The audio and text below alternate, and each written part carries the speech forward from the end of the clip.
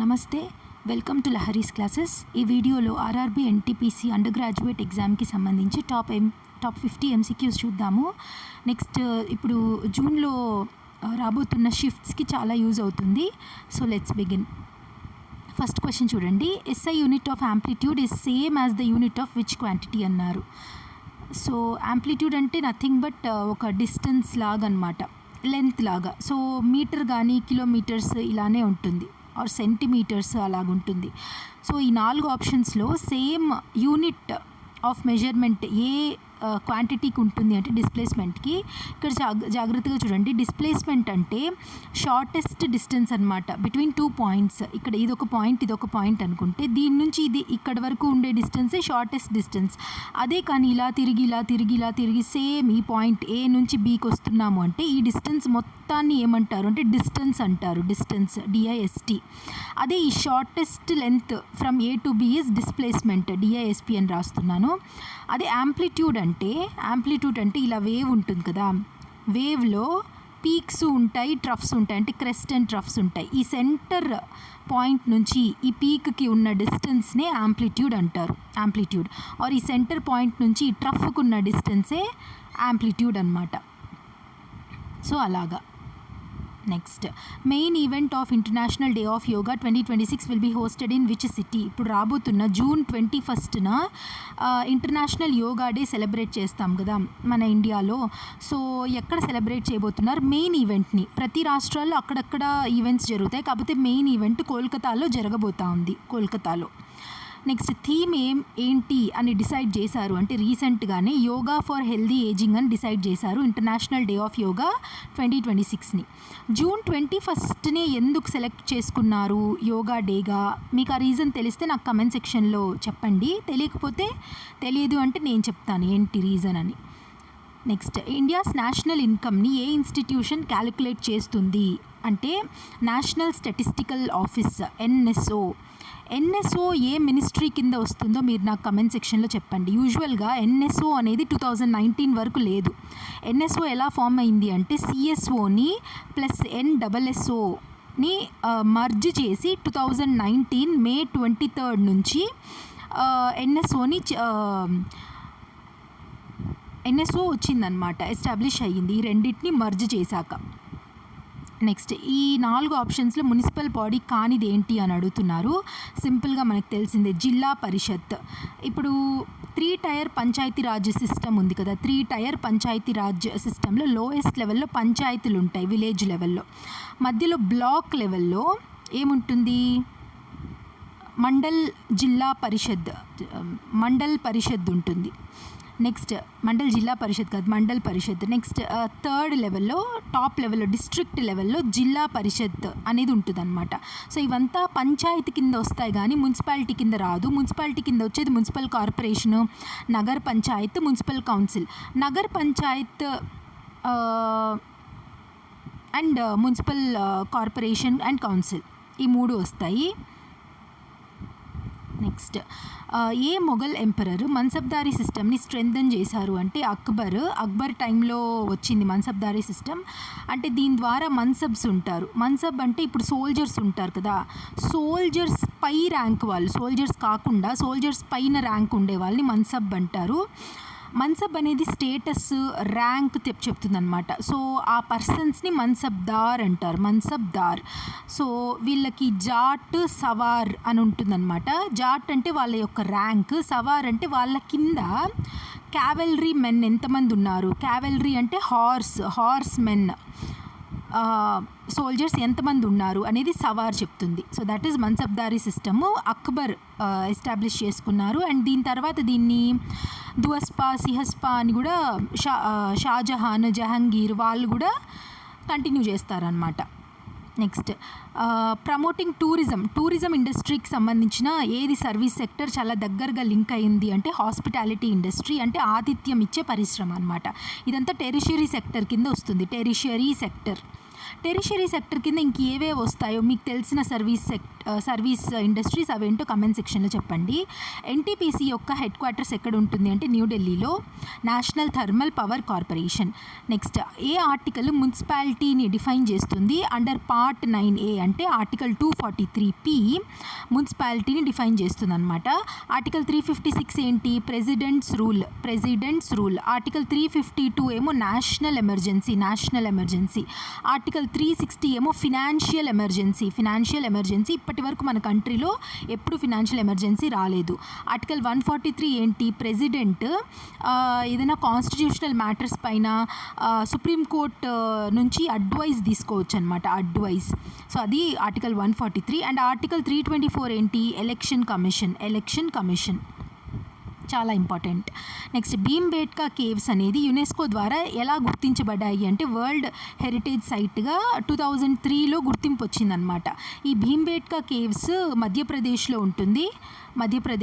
ఈ భీంబేట్కా కేవ్స్లోనే ఒక 30,000 సంవత్సరాల క్రితం ఉన్న ప్రీ హిస్టారిక్ పెయింటింగ్స్ ఈ కేవ్స్లో కనిపిస్తాయి అన్నమాట. Pre historic paintings.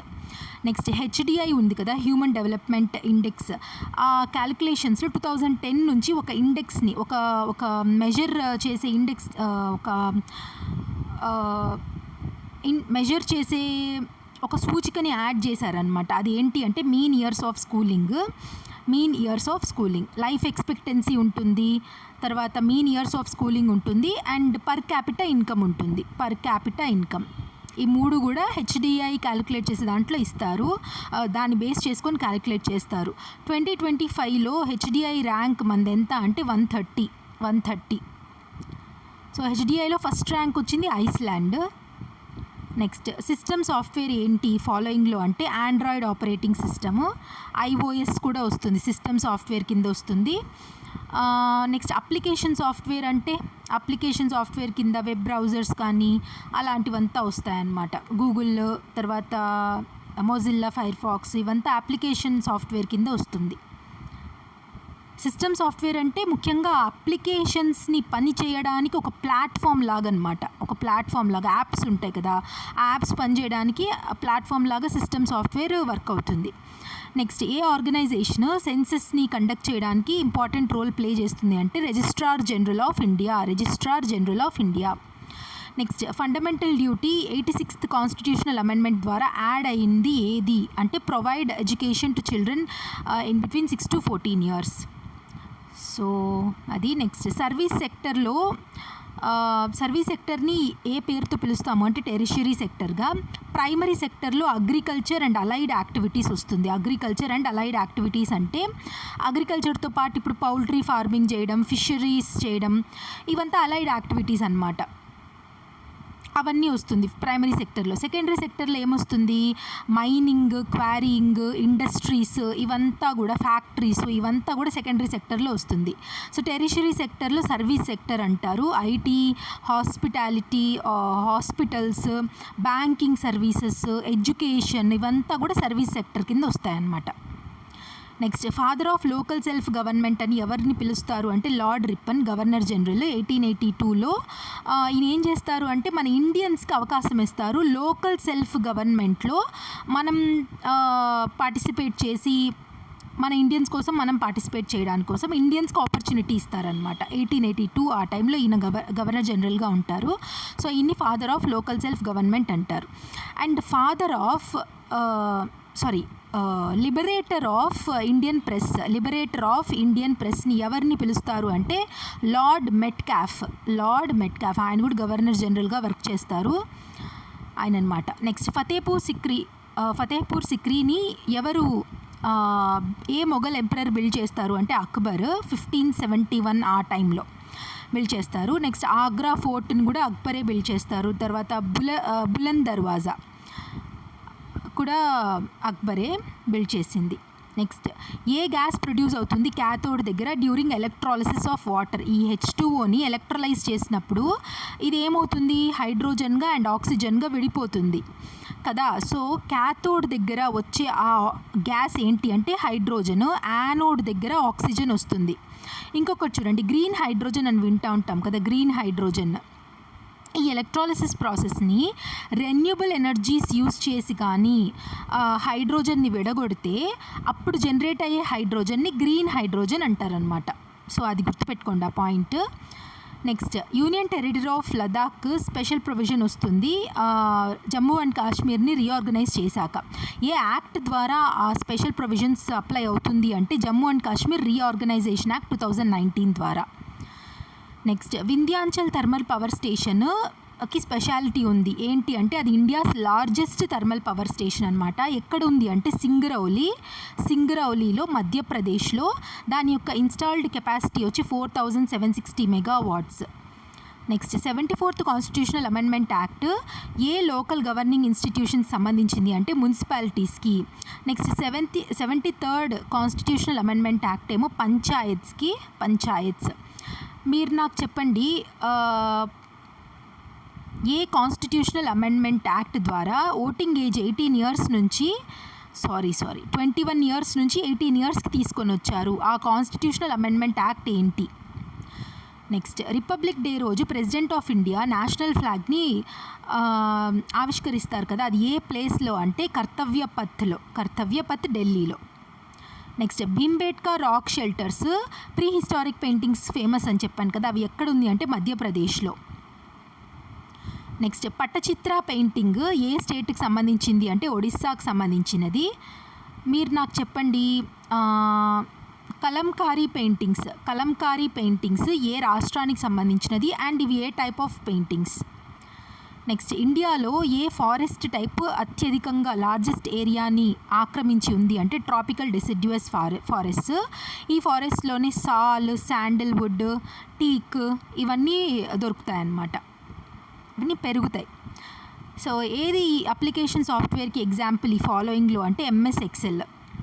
తర్వాత లైనెక్స్, విండోస్ అవంతా operating system softwares. Mac OS, Linux, Ubuntu ఇలాంటివంతా కూడా operating system softwares. Next, ASCII అని వింటాం కదా, ASCII American standard code for information interchange. ఎన్ని బిట్స్ని బేస్ చేసుకొని ఉంది అంటే 7 బిట్స్. 2^7 అంటే 128 క్యారెక్టర్స్ని ప్రజెంట్ చేస్తుంది. ఆస్కీ అలౌ చేస్తుంది 128 క్యారెక్టర్స్, 0 to 127.